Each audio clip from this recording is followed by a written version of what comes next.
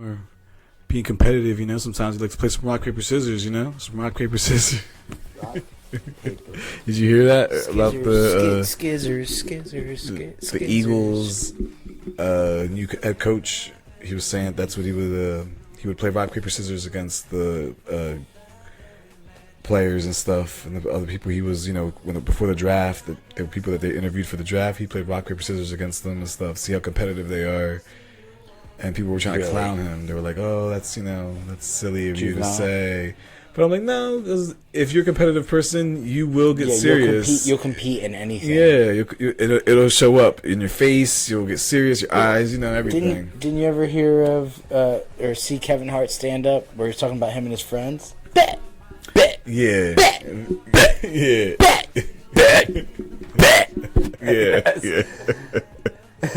There are some people out there that have that competitive spirit that all you gotta be is, I bet you. What's the bet? You know, and that's it. That's the trigger. Yeah. So yeah, I get it. I get the mentality behind it anyway. The thought process. Nah, you know, when it comes to me, you know, as a coach trying to, you know, find a player, it's perfect. You know, it sounds. He's a new coach. He's got new players, not only to himself, but we've got new players coming into the system, into the franchise. Mm-hmm. So why wouldn't you want to spice things up? Yeah, especially if it's a Zoom call. We're living in a world where everything's all done on Zoom. How much can you really get out of a person through the Zoom? That's kind of the best way, right? Yeah, I guess. Yeah, guys. We hope you've had a good couple days. Welcome back, by the way. Hope the sun hasn't burnt any of you. Oh yeah, the sun is hot. It's been. He came back from Florida. And speaking of the sun, I'm wearing a shirt that is activated by the sun. As you can see, it's the Marauder's map from Harry Potter. And when I go out into the sunlight, the footprints show up. Right? That's cool. That's pretty cool. You know, moment. obviously, you know, Ryan's a bit of a Harry Potter fan, like, you know, big fan. Absolutely. Yeah, I enjoyed the franchise thoroughly. You know, he has like the collectibles. Oh yeah, I've got wizard cards. Wizard things, and they move. Mm-hmm. You know, from the chocolate frogs that I get when I go to Hogwarts. The many different Lego. Yeah, there's Lego sets upstairs, up there you can't see. I read all of the Harry Potter books. Yep. You know, I like it. You know, to me, it's a funny thing to have like this bad guy who can't beat high schoolers. You know, it's pretty funny in a way. It's like he's this big bad guy and he can't beat the kids. Right. Like, all powerful dark lord that can't take over high school. Right. Like Thanos is like the whole universe, and it's like Voldemort's like this one school, these kids. Well played. Spicy. But yeah, guys, today we're gonna mix it up here. This is actually I think I've drank things like this before in life, but I'm not a big fan of like tomato flavored beverages too much. But we're gonna do it because, you know, tomato, lime, tamarind, and chipotle peppers. Chipotle, so it's going to be spicy. It's spicy. It's called this is Modelo Chelada Tamarindo Pichante, which means spicy tamarind. That's what that means. Okay. Can you say it again in Spanish? I just want to hear you say it again. Tamarindo Picante. The whole thing. Modelo Chelada Tamarindo Picante. Telemundo. Yeah. You know, go. That's honestly like, it's funny. I blew the speaker with that, but that's honestly one of my very, you know, young memories of a kid in a Spanish-speaking household is, you know, random 12 o'clock in the day, there'd be like, you know, 2 Mexican AA like soccer teams playing on TV, you know, just some random soccer league, you know, and they'd be like Modelo Especial, brought to you by sponsors. They're sponsors, yeah, okay. So I guess Modelo is their Budweiser for our major sports. They had back then, that, and they had like, you know, other different Mexican beers, obviously, but it's just, you know, funny to now that we're sitting here. I'm having these moments, and it's kind of like, oh, coming back to me. Yeah, nostalgic. Yeah, nostalgia, man. Whatever triggers those. But I'm intrigued here. We're gonna see how this tastes. This only has 3.5% alcohol, so it's not really meant to get you drunk. It's more supposed to be a refreshing, flavorful, with some alcohol in it for beverage. So let's see here. I mean, I hope it's more like tomato sauce than tomato soup. Ooh, you got a strong smell to it. Here, this one's worth smelling here, buddy.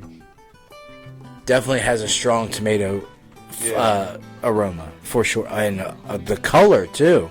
Wow. Very saucy. Even though it's not supposed to get you there. Let's see how this goes. Wow, that's really saucy. I'm here sniffing the mic here because I'm like...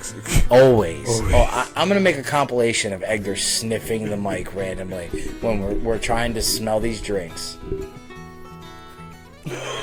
So, like I've had Bloody Marys. My fiance loves Bloody Marys, so it definitely gives me that tomato Bloody Mary smell. But it just gives me a lot of tomato. Like, I can't help but think of canned soup. Right. Can't help but think of canned soup.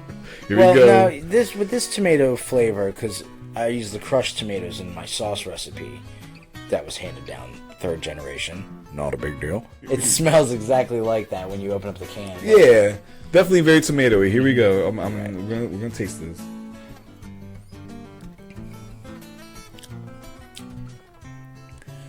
Get yourself a grilled cheese, because that's definitely a tomato.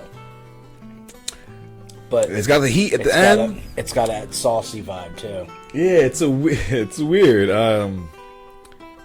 It's like a watered down sauce, but a not so thick tomato soup. Like a little bit. The ice is melted in your Bloody Mary, and you're drinking the rest of the Bloody. It's actually quite good. Surprisingly, it's quite good. I wouldn't drink a whole can of this. Yeah, that's a big can. It's too much. It's a big can for 3.5%. That's only gonna kind of give you a belly fill.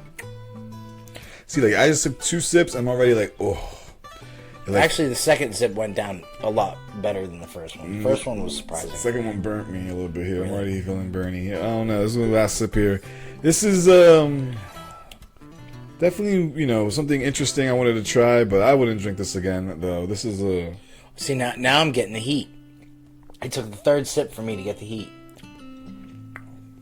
That's not bad. It's not bad tasting. The kick at the end is good. The kick at the end is good. The kick at the end is good.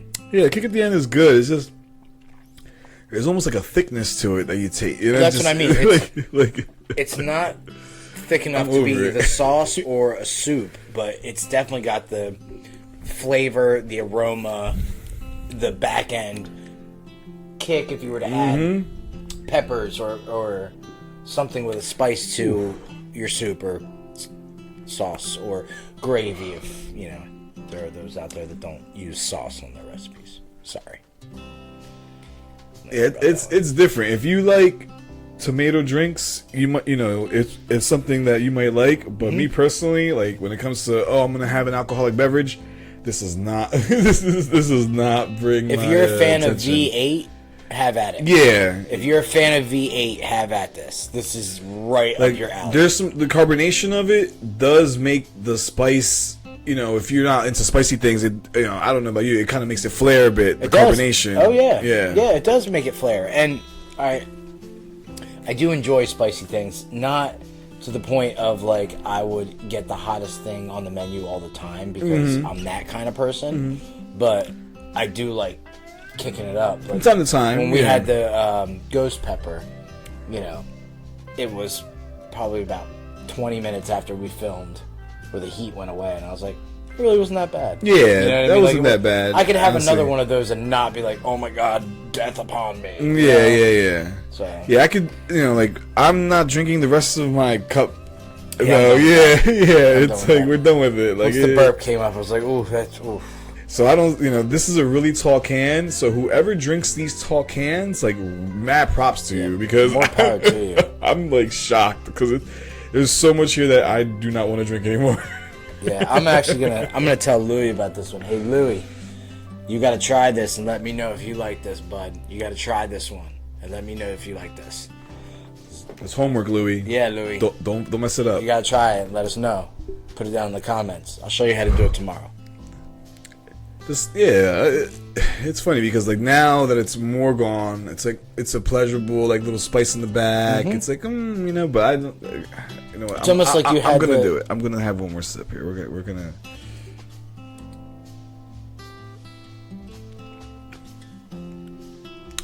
See, so maybe it's just a matter of warming up. Take a break. Maybe it was a matter of warming up and taking the break, and then that last sip wasn't that as bad, but. Still, it becomes more flavorful. The whole thing, it just, I don't know, that's kind of madness. It becomes, I think, more flavorful, more pronounced each time you take a sip. So you get more of the tomato. Like, almost that last sip for me tasted a little creamier than the other two. Like, and you did with the lime. I get the, I get the lime. I'm not getting too much of the hints of that. I got personally. Yeah, like the lime salt. I feel like a mix kind of like I kind of get that like that lime salt kind of vibe. I'm all tomato. Yeah. All tomato. And then spice at the end. The chipotle peppers, yeah. Yep. Well, for sure.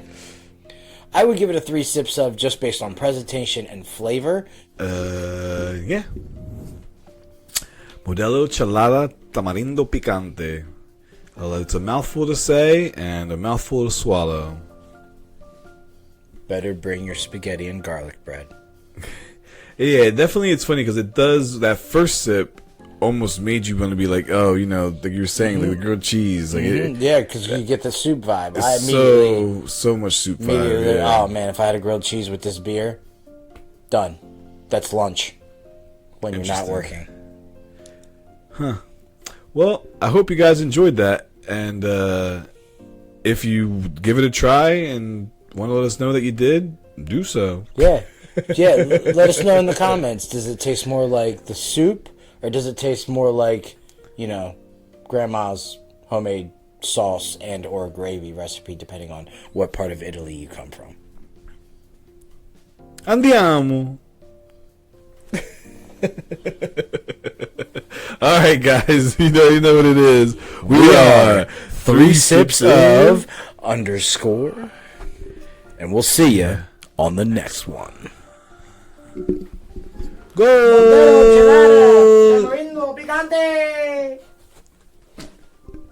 That was not racist. Good job.